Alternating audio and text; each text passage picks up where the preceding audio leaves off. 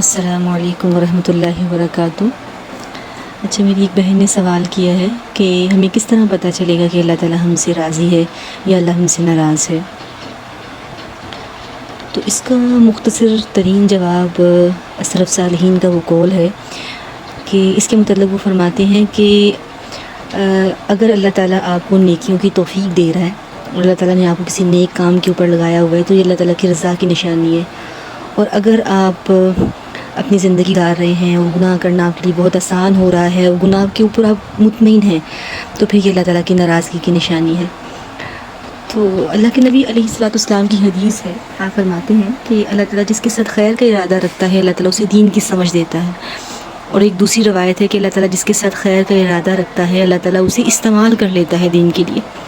تو بس ہم دیکھیں گے اپنی روٹین کو، اپنی زندگی کے طور اتوار کو، صبح و شام کو، اپنی مصروفیات کو، اپنے شوق کو، اپنی دوستیوں کو، کہ ہم نے سب کچھ کس چیز کے اوپر لگایا ہوا ہے اور ہم کس رستے کے راہی ہیں اور ہماری پسند ناپسند کیا ہے۔ تو یہ سب کچھ اس چیز سے سب کچھ بڑا صاف کلیئر ہو جاتا ہے، بڑی جلدی پتہ چل جاتا ہے کہ اللہ تعالیٰ ہم سے راضی ہے یا ہم سے ناراض ہے۔ تو اس لیے جو ہے اپنے آپ کو اپنی محاسبہ کرتے رہنا چاہیے اور اپنے اعمال کو چیک کرتے رہنا چاہیے، اور یہی وجہ ہے کہ عمر رضی اللہ تعالیٰ عنہ نے فرمایا کہ اپنا محاسبہ خود کر لو اس سے پہلے کہ اللہ تعالیٰ تمہارا محاسبہ کرے۔ تو اپنا محاسبہ کرتے رہنا چاہیے اس وجہ سے کہ فتنوں کا دور ہے، اور آپ نے فرمایا کہ ایسا دور آئے گا کہ جو صبح کو مومن ہوگا وہ رات کو کافر بن جائے گا، اور جو رات کو مومن ہوگا وہ صبح کو کافر بن جائے گا۔ اس لیے اپنا محاسبہ کریں، چیک اینڈ بیلنس رکھیں، اور کہ ہماری نمازیں مکمل ہیں، ہماری دعوت کا کام ہے، آج ہم نے کس کو دعوت بڑے اچھے طریقے سے، پیار اور احسن طریقے سے دی ہے، خود ہم نے اس دعوت کی بات کے اوپر کتنی حد تک عمل کیا ہے۔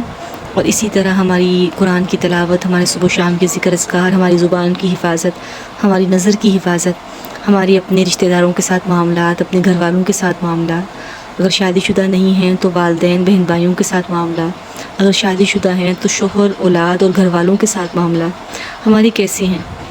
تو بس اسی سے بڑی جلدی کلیئر ہو جائے گا کہ اللہ تعالیٰ ہم سے راضی ہے یا ہم سے ناراض ہے۔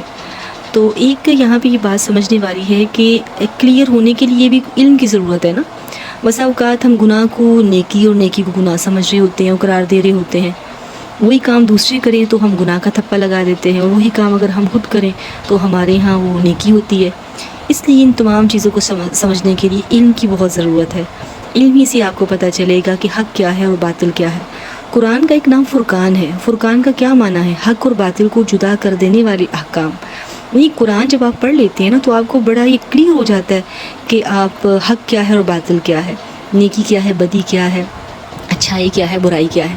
اور یہ ہمارا اپنا یا کسی عالم کا بنایا ہوا معیار نہیں، یہ اللہ اس کے رسول صلی اللہ علیہ وسلم کے بنایا ہوا معیار ہے حق اور باطل کا۔ اس لیے علم سے جڑیں، علم والوں سے جڑیں، اور روزانہ اپنا تعلق قرآن کے ساتھ رکھیں، قرآن کو سمجھنے کے ساتھ رکھیں، اگرچہ ایک آیت کیوں نہ ہو، ٹھیک ہے؟ تو پھر یہ ساری باتیں آپ کے لیے کلیئر ہوتی جائیں گی۔ اللہ تعالیٰ عمل کی توفیق دے۔ السلام علیکم ورحمۃ اللہ۔